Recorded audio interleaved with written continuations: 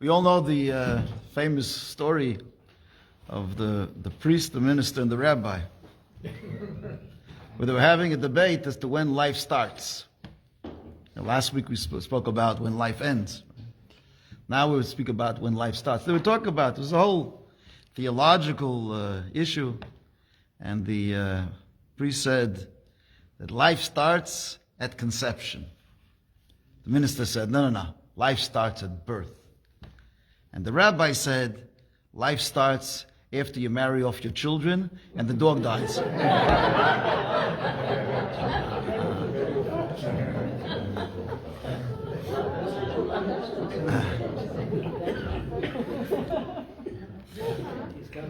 The issue of when life starts is a very, very contentious issue, a very difficult issue. In fact, all of America was turned upside down the last elections about the issue of abortion.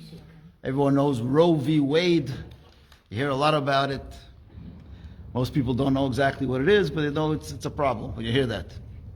So as a rabbi, you get a lot of different questions. You get a lot of questions about the end of life and about the beginning of life. And in between, you don't see anybody. They disappear from the beginning to the end. But at the beginning of life, I get very real questions. And a question that I received a while ago, I remember, was this one woman came over to me, and she confided with me that she was pregnant, and she had a lot of mental health issues.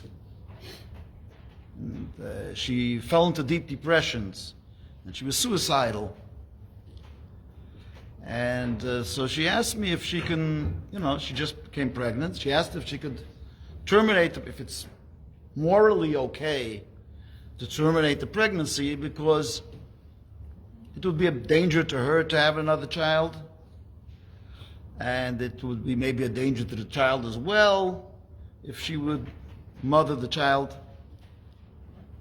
So it was her question whether it was from a Jewish perspective.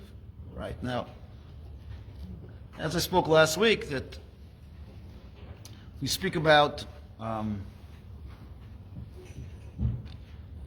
there are the questions that are brought up in the civil circles, and then there is Judaism, Torah, and the moral decisions that we make. Right. So I'm going to tell you, as a rabbi, I'm going to tell you what the moral ideas are. And as we said, Judaism comes from a great history, a great background, thousands of years of tradition, and that's what we're going to tell you from that perspective. When they speak about it in the political world, they're speaking more about what does Judaism have to say? They ask me, what does God have to say about it? So it's a difficult question. But we have to understand that our religion is not just based on rights, it's also responsibilities.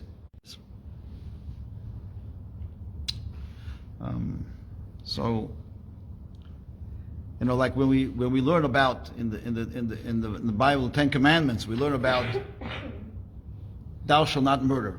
Right? So when it's just a civil law, a law of society, a society, there are limitations to it.